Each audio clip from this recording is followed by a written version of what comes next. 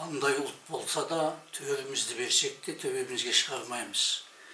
Бұл менің Қазақ үні ұлттық порталына 10 ақпанда шыққан мақалам еді. Фейсбуктағы парақшамда да жарияланды. Оқырмандардың сұрауы бойынша енді аудиода жазып отырмыз. Иә, қандай ұлт болса да төрімізді берсек те төбемізге шығармаймыз. Өйткені татулық тек қазақтың ғана есебінен ғана емес, баршаның мүддесі болуы тиіс. Бір ел, бір тіл, бір мүдде атты елдік ұстанымға көшетін кез келді. Қордайдағы дүнген дүрбелеңі елімізді дүр сілкіндірді. Айдың күннің аманында қазақтарды полициясымен қоса салған дүнгендердің басбұзарлығы ақыры 11 адамның өмірін қиған 30 шақты үй өртенген үлкен бүліншілікке ұласты. Мемлекет басшысы Қасым-Жомарт Тоқаев шұғыл мәлімдеме жасап, комиссия құрып жағдай қалпына келді. Енді құқық қорғау органдары Қордайдағы қақтығысқа кінәлілерді қатаң жазалауы тиіс. Иә, ең бастысы мемлекеттік тұрақтылық. Қордайдағы жанжалға қатысты Ақжол партиясы да барлық ұлт өкілдерін сабырлыққа шақырып, өзара құрметке шақырып, мәлімдеме жасады. Қантөгісте қаза тапқандардың отбасына көңіл айтамыз. Алла ел амандығын беріп, жұрт тыныштығын берсін. Ал енді мәселе неден шықты? Бұл мәселенің негізі неде? Әр нәрсені өз атымен атамаған соң осы. Ақты ақ, қараны қара деуіміз керек. Ең бастысынан бастайық. Қазақтың мемлекет құрушы ұлт екені тарихи заңдылық. Әлемдегі санаулы елдерде ғана кездесе Алла берген өз мәртебеміз, шексіз бағымыз. Яғни осы өз мәртебемізді өзіміз 1995 жылға конституциямызда алып тастай салдық. Ешкім ешқандай ұлт өкілі қарсы шықпай-ақ. Өйткені оған қарсы шығу ұғымға да сыймайды. Мұндайды ешқандай ел ешқашан жасаған емес. Ал өз мәртебесін өз жойып отырған елді өзге жұрт аясын ба? Министрлері мен әкімдерінің көбісі, депутаттарының көбісі, жалпы мемлекеттік қызметкерлері қазақ тілінде сөйлемейтін елді өзге жұрт құрметтей ме? Мысалы, сол дүнгендер мынау алысқа сермеп Америка, Қытай, Ресейді айтпай-ақ қояйық, көрші туысқан Өзбекстанда өзбекті сабай ала ма? Ал бізде қазақ ақсақалын 2 ұлымен қосып 8 дүнген арматурамен, темір сабаумен сабап жабылып соқты. Тіпті оларды қорғауға келген мемлекеттің өкілі полицияның өзін қуалап жүріп салады. 30 жылдан бергі көріп келе жатқанымыз не? Бізде бір қазақты бір өзге ұлт өкілі соғады, немесе атады. Бірақ ақырында қарымта қайырған қазақ байғұс кінәлі болып шығады. Біздің билік оқиғаны тексермей жатып, жан таласа қайтаратын жауабы бұл ұлтаралық жанжал емес, тұрмыстық қақтығыс дейді. Өйткені ынтымақты көп ұлтты ел деген атаққа кір келмеу керек. Ал қазаққа не болса ол болсын. Әрине мемлекетімізге ең керек ынтымақ, бірлік, татулық. Бірақ ол неге міндетті түрде қазақтардың есебінен бола береді 30 жыл бойы? Иә, бәрі тұрмыстық қақтығыстан басталады. Бірақ арты міндетті түрде ұлтаралық жанжалға ұласады. Оны көзіміз көріп отыр. Осы уақытқа дейін болған шешен, тәжік, ұйғыр, армян, күрд, тағы басқалары бітіп, енді дүнгендерге келді кезек. Біздің билік қайта-қайта айтқан жақсы көретін 131 ұлттың бұл нешіншісі екен? Міне осы 30 жыл бойы ұстанған өз ұлтын кемсіту саясатынан арылмасақ, мұндай оқиғалар алда жалғаса беретіні анық. Өйткені бұл мен қауіп еткеннен айтамын дегендей 30 жыл бойы айтып та, жазып та келе жатқан мәселеміз. Иә, 30 жыл бойы ел бірлігі, ынтымақ пен татулық тек қазақтың ғана есебінен болып отыр. Ал оған елімізде өмір сүріп отырған барлық этностарда мүдделі болуы тиіс емес пе? Бұрынғы талай оқиғаларды айтпағанда, кешегі Қордайғы қантөгісінен соң, яғни ауыр ақаулары шыға бастаған бұрыннан келе жатқан 30 жылғы ескі саясатты енді жаңарту керектігі күн тәртібінде тұр. Өйткені заман жаңа, қоғам басқа, көшеде ұлттық мүддесін, өз елінде өзінің теңдігін сұраған ел тұр. кезінде бауырына басқап, тілім нанын бөліп берген жұрттан тілін сұрап келген ел енді тілін талап етіп отыр. Түркияның тұңғыш президенті Мұстафа Кемал Ататүрік былай дейді: мен үшін ең ұлы қорғаныс ұясы, ең ұлы көмек көзі ұлтымның кеудесі. Сондықтан да мен ұлтымның кеудесін бастырмау үшін барымды саламын дейді қайран ер. Қазақстанның жаңа президенті Қасым-Жомарт Тоқаевтың да ұстанымы дәл осылай болуы керек қазір. Ал біз бәріміз мемлекет басшысының жанына топтасып, қолдап қуаттауымыз керек.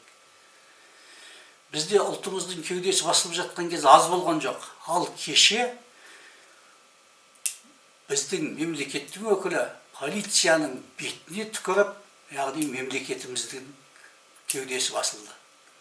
Бізде ұлттық мүдде мен мемлекеттік тілдің ауыр ахуалына байланысты жайлап, баяу жарылатын минаны жауып тастағаннан ол жарылмай қалмайды. Оны жарамсыз ету қажет, кемінде 15 жылдан бері жазып келе жатырмыз. Ұлттық мүддеміздің ұпайын түгендеп, талай жазған сайын кеше шекара асқан дүнгендердің соңынан жылап еңіреп, еріп кете жаздаған, Қордайға барған қазақ жігіттерін жер-жеріне жетіп, тілі жеткенше балағаттап жатқан құл сана Бақытжан Көпбаевтар бастаған байбаламшылдар біз әрқашан ұлт мүддесін қорғап жазған сайын ойбайлап, бұрғылап тұрады. Егер интернет ақтарсаңыз, бұған анық көз жеткізесіз. Қылмысты кім жасағанын ұмытып кетіп, қазақ жігіттерін ұлтшылдықпен кінәлап жатқан Ресейіміз бар, өзіміздің Көпбаевтар секілді орыс тілділер, басқа да өзіміздің зиялылар, зияндылар, қайраткерлер бар. Осы уақытқа дейін дүнгендер өлімші етіп сабаған 80-нің сеңгіріндегі қазақ қариясы мен оның екі ұлының жағдайын сұраған жоқ. Тіпті осы қантөгізде қаза тапқан артында 3 баласы қалған бір үйдің маңдайға басқан жалғыз ұлы Дархан Әбдірахымның отбасына да көңілді айтқан жоқ.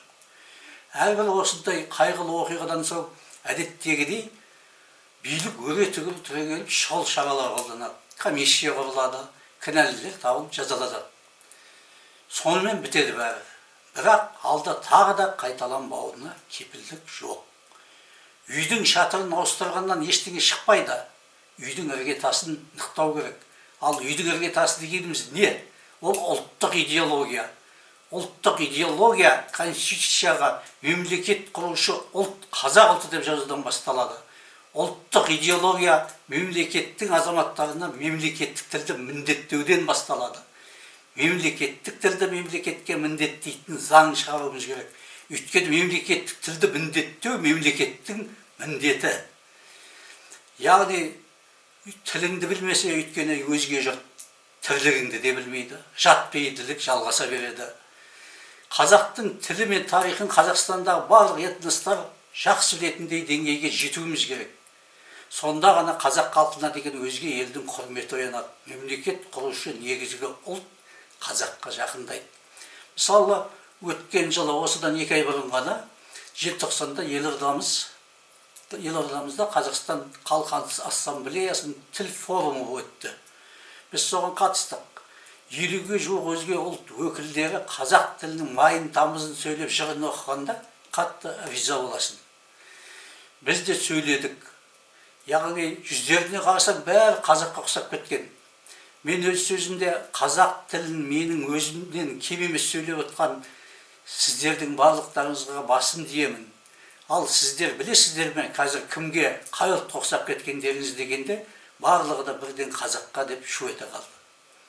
Сол жерде мен екінші рет біз осы уақытқа дейін бір ел, бір мүдде деп келдік. Енді бұдан былай біз бір ел, бір тіл, бір мүдде деген ұстаным ұстауымыз керек деп ұсындым. Мұндай ұсынысты мен осыдан 10 шақты жыл бұрын Ақпарат министрлігі мен ассамблея бірлесе өткізген жиында да жасаған едім. Бұған, яғни баршаға мемлекеттік тілді міндеттейтін мемлекеттік тіл туралы заң қабылдауға қазір заңды негіз бар. Бұдан 2-3 жыл бұрын елімізде мемлекеттік тілді меңгергендердің саны 86% екенін Мәдениет министрлігі ресми мәлімдеген болатын. Ал қазақ ұлтының саны қазір 75%-дан кем емес екені анық. Енді не тұрыс бар. Онсыз да 30 жыл күтіп келеміз. Бірақ қазір де мемлекеттік тіл туралы заң қабылдауға мемлекеттің жауапты шенеуніктері қарсы шығып кедергі келтіріп жатқанын анық біліп отырмыз. Егер мемлекеттік тіл туралы заң қабылдауға осындай кедергі келтіре беретін болса, мынау 2020-2030 мемлекеттік тіл туралы бағдарламасының өзіне көптеген сын айтып, бұның ішінде көрші мемлекеттің, басқа мемлекеттің тілі неге жоқ деген қисынсыз талап қойып отырған жоғарыда жатқан шенеуніктер бұл кесепат кедергілерін қоймайтын болса, біз олардың атын атап айтатын боламыз жақын арада. Ал жоғарыда келтірген әлемге әйгілі Ататүрік Түркия Республикасын құрып жатқанда былай депті: Түркияда тұратын 78 ұлттың өкілдерін бір тілде, түрік тілінде сөйлеуге шақырамын. Көп тілді, көп ділді, көп дінді мемлекеттердің өмірі ұзаққа бармайды. Онда елдердің болашағы жоқ. Сондықтан да біздің Түркия бірақ тілде, түрік тілінде сөйлеуге тиіс деп елге тастаған ұраны ұлтты, яғни мемлекетті сақтап қалғанын бізде есте сақтауымыз керек. Министрліктің қолынан митинг аңдудан басқа не келеді? Қордайда қантөгіс біздің ішкі істер министрлігіне түбегейлі реформа керек екенін көрсетті. Біздің полицейлердің митингідегі шалген бірден алысудан басқа қолынан не келетінін деп ойлайсың. Бұған кезекті рет Қордай оқиғасында куә болдық. Елді қорғайды деген полицияны сабаған дүнгенің басқаны аясын ба? Былтырда Ақтөбеде болар бір Қытайдың 3 полицейге әл бермей беттеріне түкіріп балғақтап кеткені видеосы тарап кетті. Егер полицейлер өз міндеттеріне лайықты болып, басты кінәлі дүнгендерді тұтқындап, қылмыстық жауапқа тартқанда, кешегі 11 адам опат болған осыншама ойран болмас еді. Мысалы, Америкада, тағы басқа дамыған елдерде полицияға қол көтермей-ақ, көшеде қауіп тудырған басбұзарлар болса, оларды сол сәтте атып тастайды. Ал біздің полицияның қаруы жоқ па, аталмай ма, түсінбейсің. Мысалы, осыдан 3-4 жыл бұрын Алматыны аяғынан түк тұрғызған Күлікбаев деген салафиттің сойқан салғаны естіп кеткен жоқ. Алматының жалғыз өзі жаяу автоматпен алшаңда аралап жүріп, полиция басқармасына емін-еркін кіріп, санап жүріп атып кетті полицейлерімізді. Біздің полицияның шамасы митингке шыққан бейбіт тұрғындарға ғана жетеді. Жаңаөзенде де айлар бойы ала алмаған айлығын талап еткені үшін халықты қолап жүріп атқаны тарихымызда қара таңба болып қалды. Қордайдағы бүліктің ошағы Масанчи ауылының мемлекет ішіндегі мемлекет болып келгенінде біздің құқық қорғау органдарының әлсіздігі және бұған жергілікті мемлекеттік биліктің қауқарсыздығы да себеп болған.